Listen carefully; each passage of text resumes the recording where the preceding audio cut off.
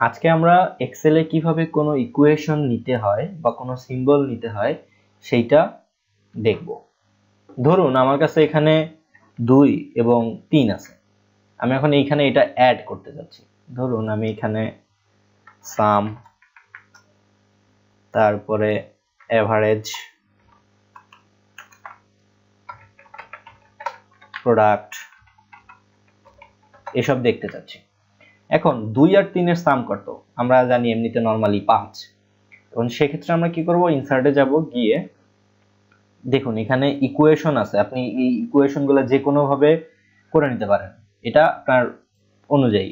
ধরুন যে আমার এই ফাংশনটা দরকার বাইনোমিয়াল থিওরেমের জন্য, তাহলে আমি এখান থেকে ফোরিয়ারটা দরকার। ফোরিয়ার কখন দরকার হয়, যখন নেটওয়ার্কিং করতে যাই আমরা, তখন ফোরিয়ারটা মোটামুটি কাজে লাগে। আচ্ছা ঠিক আছে, আমরা এখন সাম দেখি। সামের জন্য আমরা জাস্ট কি করব, আমরা এইখান থেকে এই যে এটা নিব, নিয়ে সাম করে দেব, জাস্ট এন্টার চাপবো, দেখুন 5 আসে গেছে। দেন এভারেজ, এভারেজের জন্য আমরা কি করব, এভারেজে যাব, সিলেক্ট করব, শুধু আমরা এই দুইটার এভারেজ চাচ্ছি, দেখুন 2.5। আবার প্রোডাক্ট, আমরা এখানে আবার যাব, গিয়ে মোর ফাংশন, এখন আমরা এখান থেকে প্রোডাক্ট বের করব। প্রোডাক্টটা আসলে কোথায়, প্রোডাক্ট আমরা কিসের মধ্যে পারি, ম্যাথের মধ্যে। ম্যাথের মধ্যে দেখুন পি যদি দেই, এই দেখুন প্রোডাক্ট, জাস্ট আমরা এখানে দিলাম। এখন নাম্বার কি কি হবে, নাম্বার হবে হচ্ছে এইটা আর এইটা, দিন, দিয়ে ওকে চাপুন, দেখুন 3 2 6। আপনি এইভাবে আপনার যে ফাংশনটা দরকার বা যে ইকুয়েশনটা দরকার সেই ইকুয়েশনটা আপনি নিতে পারেন। ধরুন আমি এখানে দেখাইলাম যে সাম, এভারেজ, প্রোডাক্ট এগুলো দেখাইলাম, আমি এখন যে কোনো একটা ইকুয়েশন নিব। ইকুয়েশন আপনি ধরুন যে এইটা নিলাম,